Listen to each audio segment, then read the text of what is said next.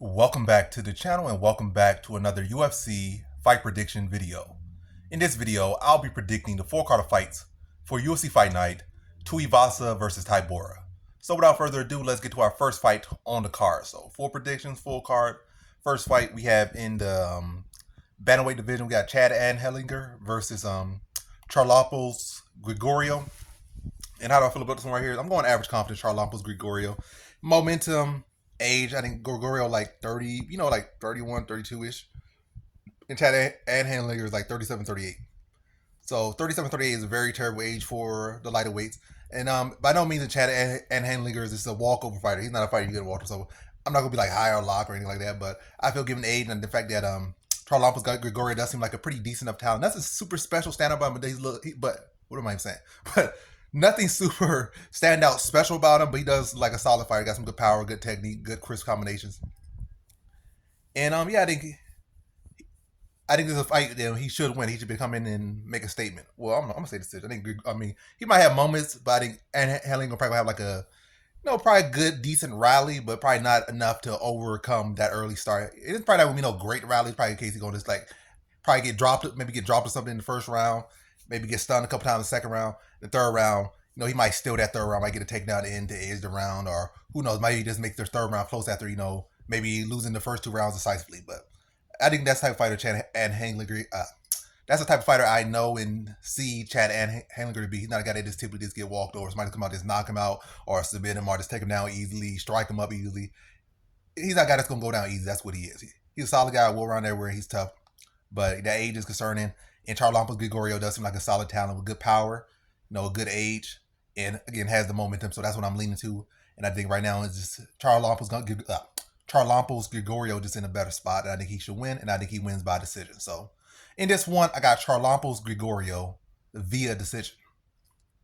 Yeah, that was a mouthful. But now to our next one. We got in the women's strawweight division. There's only a women's strawweight division, no man's strawweight division. But anyway, strawweight division. Women's strawweight division. We got Corey McKenna versus Jacqueline Amorim. And how do I feel about this one right here? I'm going average confidence, Jacqueline Amorim to beat Corey McKenna. I feel like Jacqueline Amorim is just a better fighter overall. I feel like she's more of a lethal threat on the feet, more of a lethal threat on the ground, more power. I think she's physically strong. I think she's a better grappler. I think Corey McKenna's a solid talent, but there's nothing. I don't really see nothing too stand out about her, to be honest. I feel like she's good enough, but yeah, and also she seemed to be pretty young. They're both pretty young, but I think McKenna's even younger. But yeah, I'm just not super impressed with anything that she doesn't want, or at least in this particular matchup. You can say, oh, she have a striking matchup, but it's really, I feel like the biggest issue for Amorim in this one, where it's not even really a strength for McKenna, but a weakness for Amorim is cardio. Is Amorim gonna fade off, or maybe can McKenna help her fade off? McKenna not really gonna be super aggressive with the grappling, or she's not really all that great at getting you to the ground and tiring you out. Nah, that's not really. She's not really do that. And more so, is Amorim gonna try to put her away and overswing herself out? She's not really good at McKenna's not really good at wall installing you to exhaust you, punch you in the stomach, knee you in the stomach, stomp your toes, and use head position and whatnot, get underneath her chin. Really, she's not that type of fighter. Dirty boxer against cage. That's not really her. Or that fighter's gonna throw so much volume with like purposeful volume instead of like little slappy kicks every now and then. She does got a pretty good high kick at times, but it's not like she out there constantly like blasting you with body kicks, blasting you with leg kicks, inside, outside. Really frustrating, doing a bunch of combinations and just stalking and pressure. That show, yeah, her style doesn't even really aid her in fatiguing Amorim necessarily. At least what she's shown so far. Yeah, so to sum it up, I just think Amorim is the better overall fighter. I think striking, McKenna probably better technique, but as far as effective striking and roll damage, I think I would leave that to Amorim. Strength, physical size, and all that stuff, Amorim. Grappling, Amorim. So yeah, I'm gonna say decision. I think McKenna's gonna give her a tough test, but I think Amorim's going to be able to be bigger, physical, stronger fighter, be able to dictate the pace of this fight and land at more scoreable, more eye-catching, effective shots out there. So in this one, I got Jacqueline Amorim via decision. Now to our next one, we have in the featherweight division, we got Josh Culibao versus Danny Silva. And how do I see this one right here? I'm going I think it was average confidence. Yeah, average confidence. Josh Culibao to beat Danny Silva. Yeah, Culibao had just fought a much better comp. That's just all it comes down to. Well, it's not really all it comes down to, but he just fought better competition.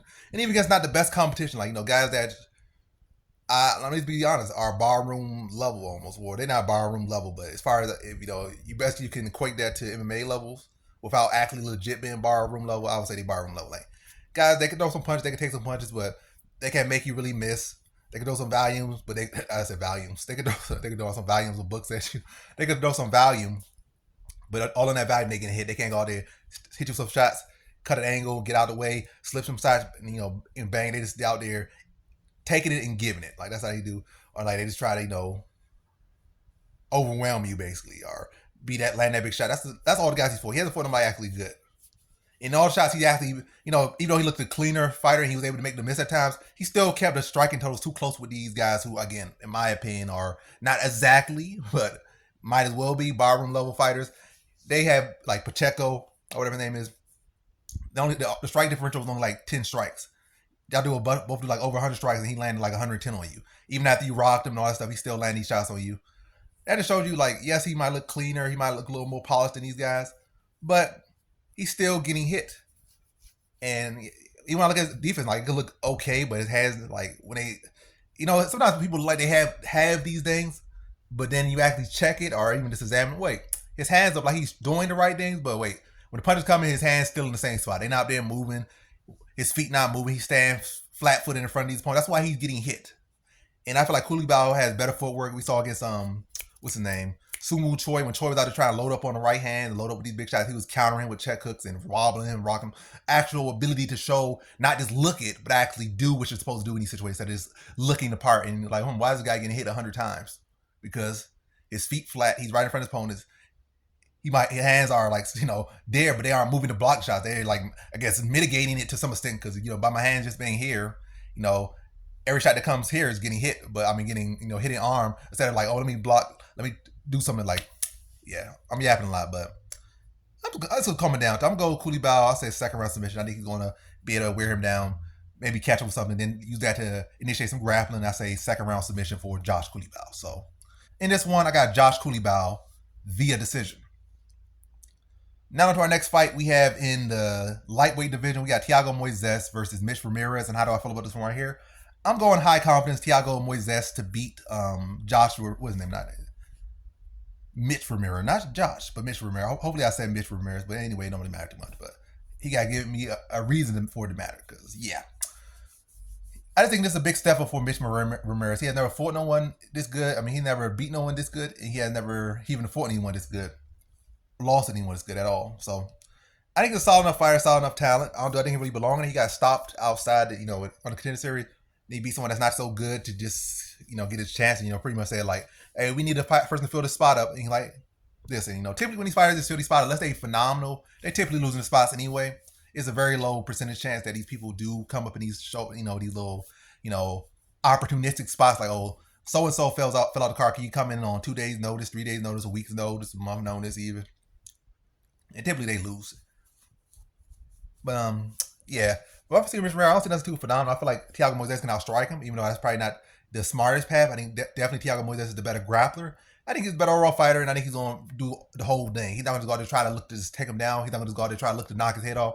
He'll look to try to fill him out first round, then look to finish him off second round. And I think that's exactly what he does. But I think anywhere this fight takes place, I think he should have the advantage, but especially on the ground. And I think he'll, mix it all up and then look to find that submission in the second round. Probably set him up with strikes, level change, drag him to the mat, pepper him up a little bit, then tap him out second round. So in this one, I got Thiago Moises via second round submission. All right, now to our next one. We got in the flyweight division, we got Ode Osbourne versus Jafael Filho. So Ode Osbourne versus Jafael Filho. How do I feel about this one right here? I'm going average confidence Jafael Filho to beat Ode Osbourne. I feel like Jafael Filho might not be as polished of a striker as Ode Osbourne, but he's pretty tough, pretty durable guy, and I think he can hold his own feet with Ode Osbourne. Also, think he can push a better pace than Ode Osbourne. Osbourne at time has in fights, like I think Charles Johnson fight, that was a fight that was an improvement, and he was able to look good and sharp through 3 rounds. Matter of fact, he had a slow start in that one, then he had a good finish. Typically, he has a good start and a bad finish, but yeah, but he's inconsistent with his conditioning, inconsistent with his pacing. Jafael Filho, he could push for 3 rounds. I have seen it, against good competition. Very dangerous on the ground with submissions. but mostly what I've seen this one, I think Jaffa Filo's going to be able to hold his own on one feet. I think early on, definitely Odia's going to be very dangerous. I'm not saying he's going to not be dangerous later on, but I think he's always the most dangerous going to be early on. But Jaffa Filo, I expect dangerous through 3 rounds if necessary. But I think what I see is I feel Odia's going to be most dangerous through the first round. And then I think Jaffa Filo will constantly pressure, apply pressure, look to land shots. Might be losing strike exchange just a little bit, but just the fact that he's applying that pressure is going to get Odiaga more respect. And then he can use that respect to set up a takedown, get him to the mat. And I think on the ground, there's a huge discrepancy between the two of them, and it's heavily in favor of Jaffa Filo.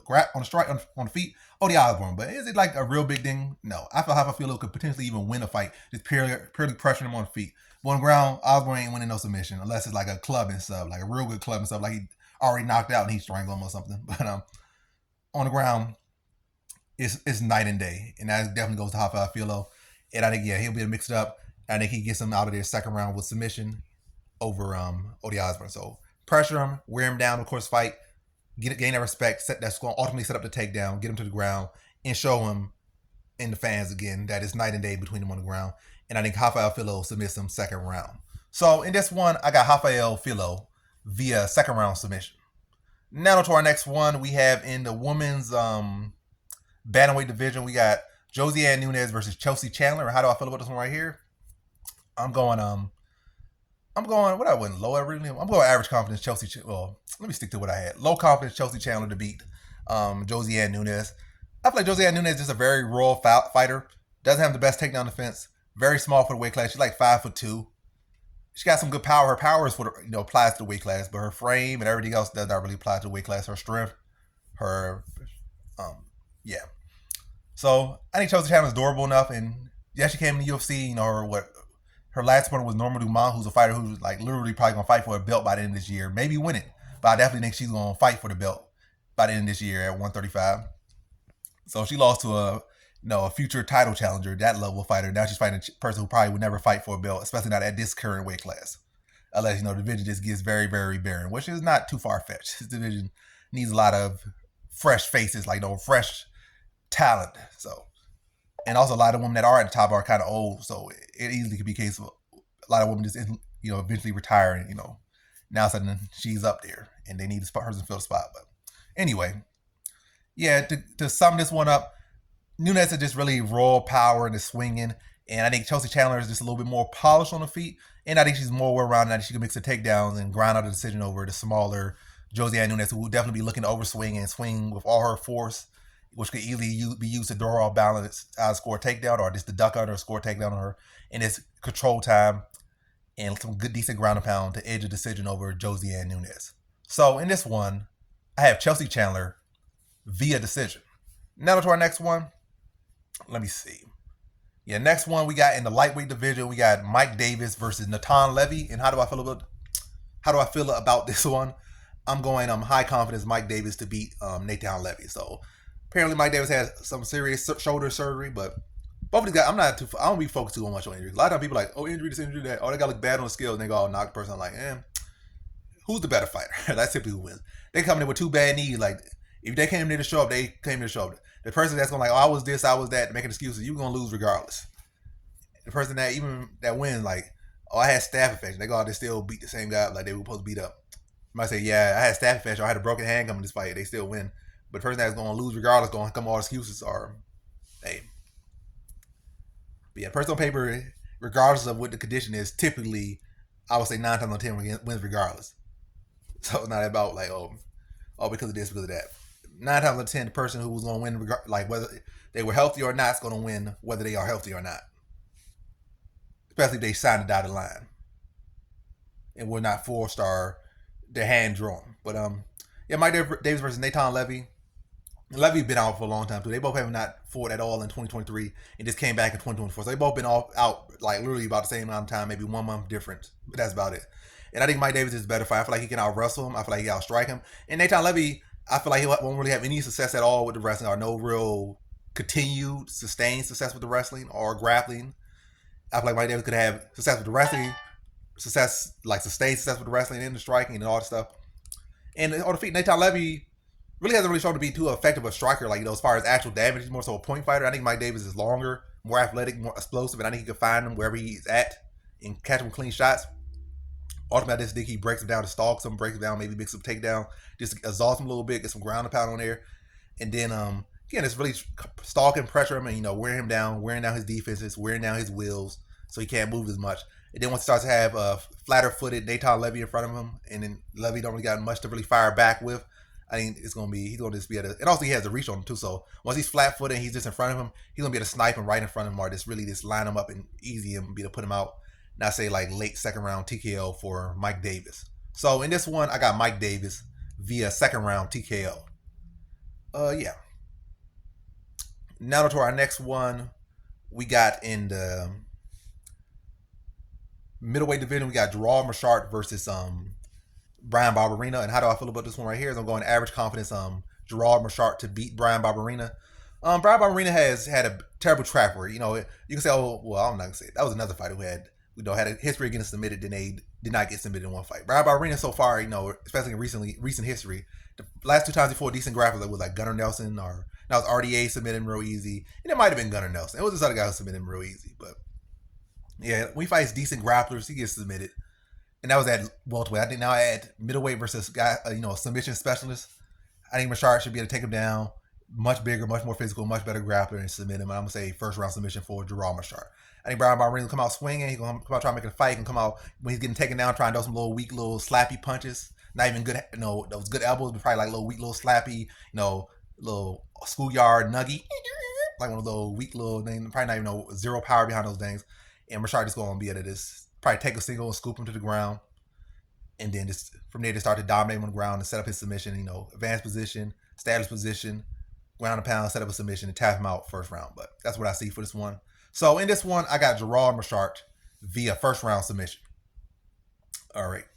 Now to our next one, we got in the women's bantamweight division, or it's flyweight. Bantamweight division, we got Pannie Kianzad versus Macy Chiasson 2. They fought before, and when they fought for the tough finale or tough ultimate fighter winner, Chiasson submitted at that time. I'm gonna say this decision. I feel like Chiasson is at her best at 45, but it seems like they're dissolving 45, so that's what's going to make this fight closer. If it was at 45, I would say the same exact result, especially now. But the fact that it's at 35, I feel like it's going to be a closer fight, especially than the first one. But I think Chiasson is going to be able to keep the striking total at least close enough, and then look to be able to, Neil Magny here, look like get to tie her up, lean over, hover over top of her, to really just limit her offense. Again, Neil, if you know Neil Mag, you know what I'm talking about. Be able to latch onto her, lean on her, try to drag her to the mat, just really limit her offense, just grind her out to a decision. That's what I see her doing in this one. At 45, she was able to submit her.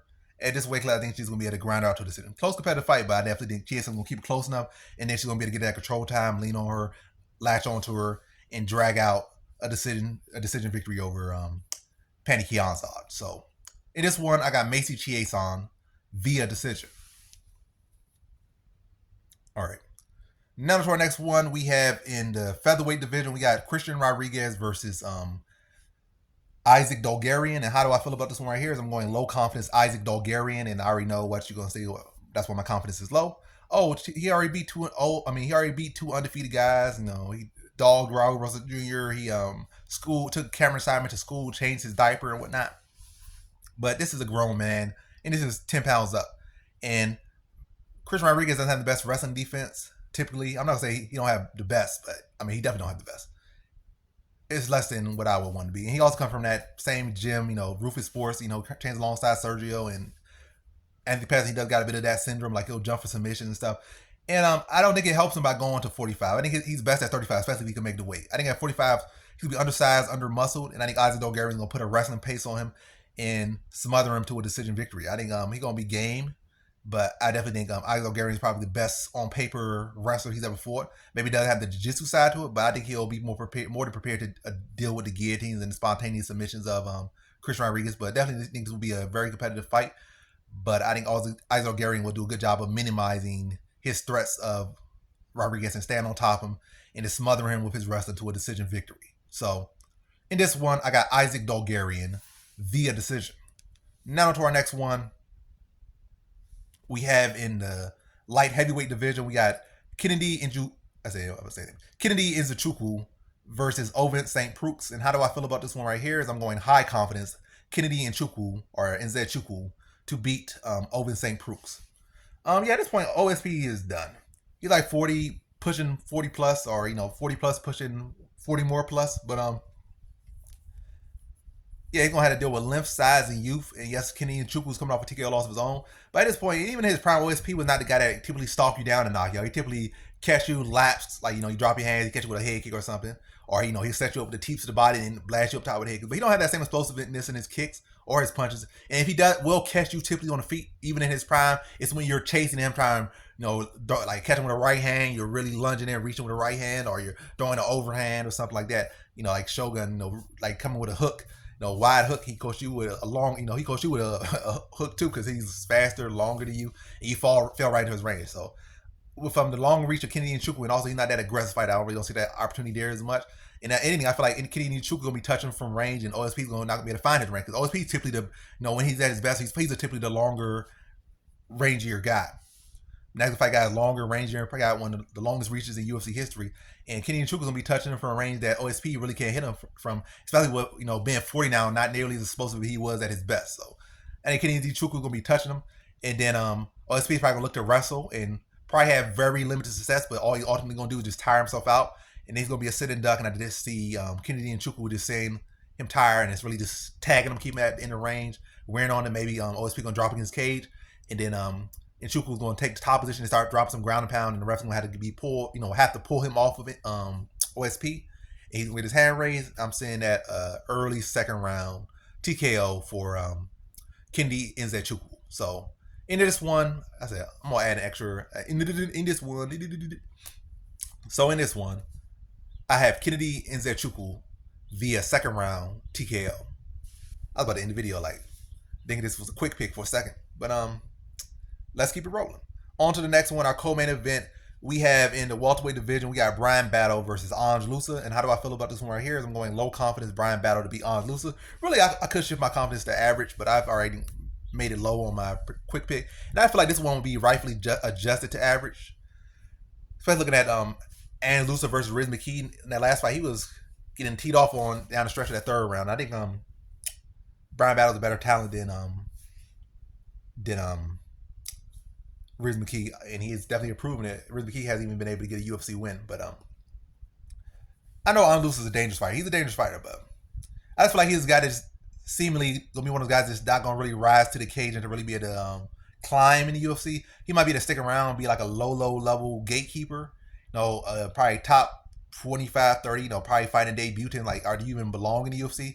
Or do you belong to the UFC anymore? Like, fighting people debuting in the UFC and fighting people that have fallen from grace, and like, so you used to be top 15, top 10. Do you still belong here? Oh, you're some hot prospect, or you're some Dana White Contender Series fighter, or you're some guy that is bordering off the regional scene, on short notice. Like, do you belong here? I feel like that's what he's going to ultimately end up being. Just from what I'm saying, like, he just comes short against all the best guys, and his performance, like, he just seems too okay with losing these fights to these guys.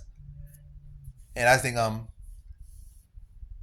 Bryan Battle's gonna be he's gonna have more purpose out there. I think he's gonna be firing with more intensity. And I think he's gonna be able to outpace and outwork Loosa. But Bryan Battle has his own issues as well. Defensively, stands up very high. He's too comfortable putting his back against the cage.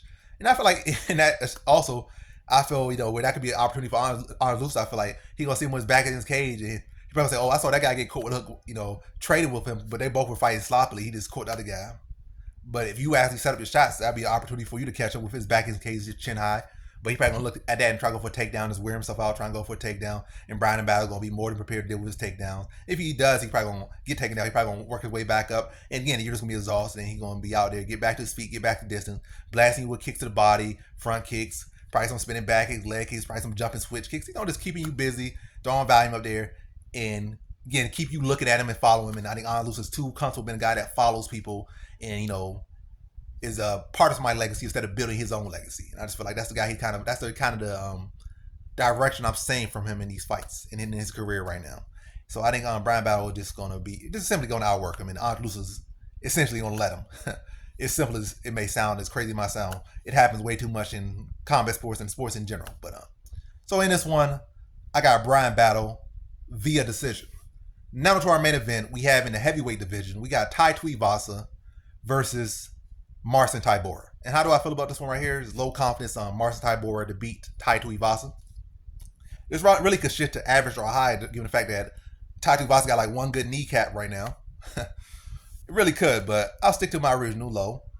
And all it does is take one shot. This is heavyweight. Tai Tuivasa could easily come out and, you know, hit him with some big shot and he can't recover and get him out of the first round. Or who knows, maybe he just scrambles and catches him trying to, you know, catches him and scramble with uppercut. As he's coming back to his feet, he drops him and it's like over in the second round. Tai Tuivasa wins. It could easily have something like that happen. Or maybe he's still off one good knee, jumps and does a one-legged flying knee and catches him or something. Who knows? It's heavyweight. But as far as who's the better fighter, Marcin Tybura has clearly shown to be the better fighter. You can even look at their record against similar opponents. I would say Tybura has a better record and a better showing. You know, they both fought Volkov.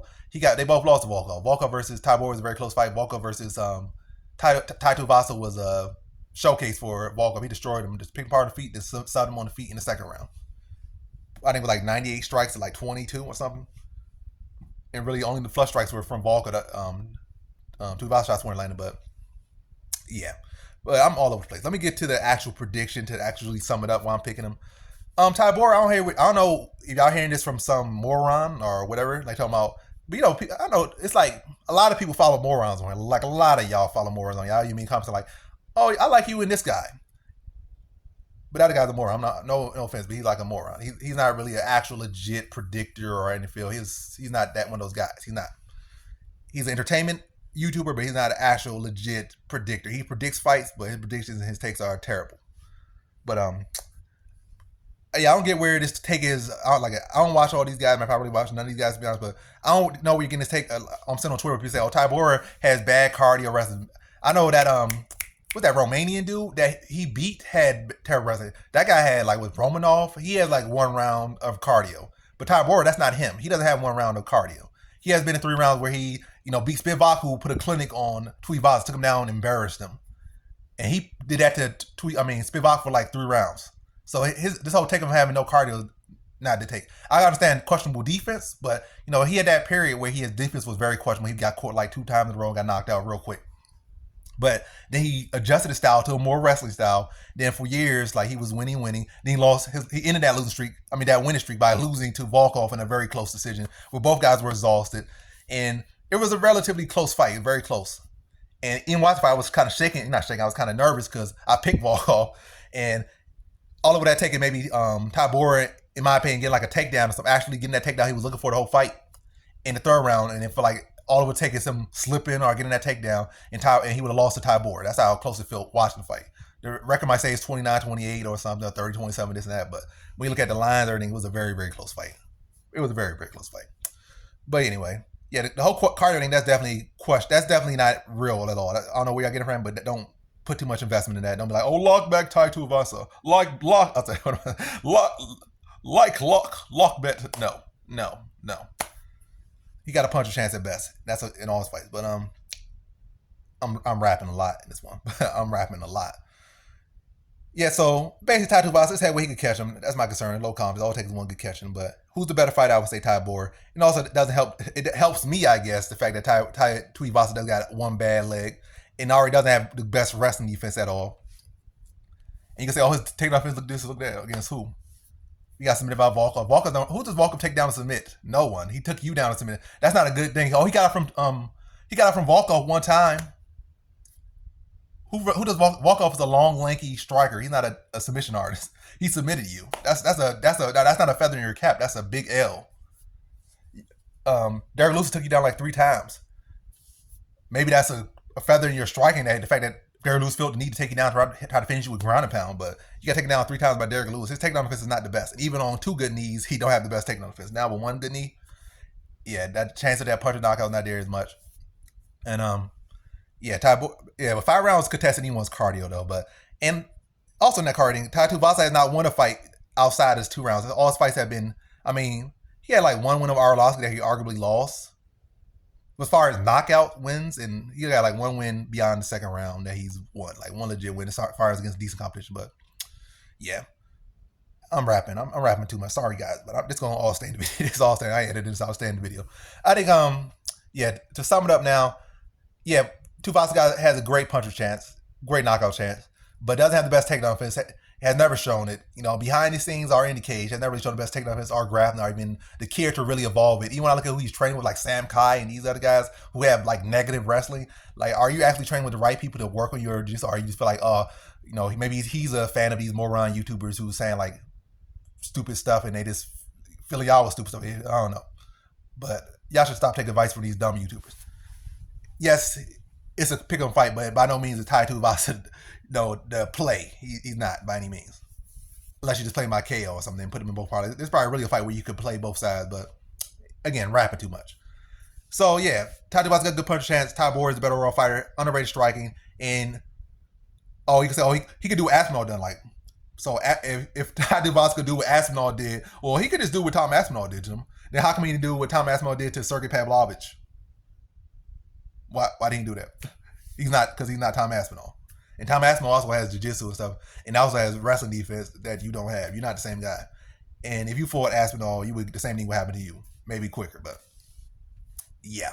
Or matter of fact, Aspinall probably just take him down. He got no wrestling defense. Take him down, submit him in like 40 seconds. Yeah, that's probably what would happen. That would literally what happen. But yeah. So puncher chance for Tai Tuivasa, especially in the first 2 rounds. But I'm leaning to a second round TKO for Tai Tuivasa.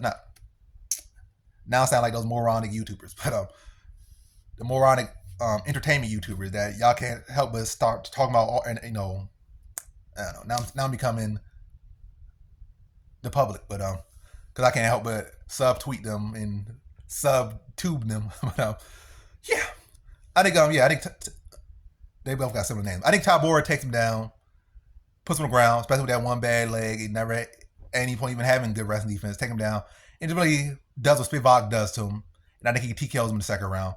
And he's going to have a hard time defending takedown and a hard time getting up for a takedown. He might be able to slow it up, but I don't think Tybura going to be in such an imminent danger on the feet with him at any point, unless he extends it for like, I'm on the feet trying to strike with you. I don't think he's going to go out there and try to strike. If anything, Tybura in his recent style has been more of a grappler anyway. And again, don't get him confused with Romanov is the guy that has 1 round of wrestling card. That's Romanov, who Tybura beat. That's not Tybura. Get your fighters correct. So yeah, Tybura, they can take him down, really smother him and beat him. It probably look a lot like the Walt Harris and what's that guy name? Walt Harris and former football player. But anyway, take him down, ground and pound him, smother him, just push the grappling on him, push the ground and pound on him. Tai Tuivasa came in, don't got no self-defense on the ground. He just be head flat on the ground, getting punched in the mouth. No type of defense. He be out there pushing you. He don't be moving his hips. He just put his hand on your stomach and be getting punched in the jaw. Zero defense. Or he might like swing big ugly shots like a little kid and just turn to the side and punch in the face. Like no type of defense, no type of self-defense, no self-preservation at all on the ground anyway. So yeah, I think Tybura TKOs him in the second round. And this was a very long out. Like 1/3 of this video was me predicting this fight. But yeah. In this one, I got Marcin Tybura via second round TKO. And that concludes my fight predictions for the 4 card of fights for UFC Fight Night, Tuivasa versus Tybura. And as always, thanks for watching.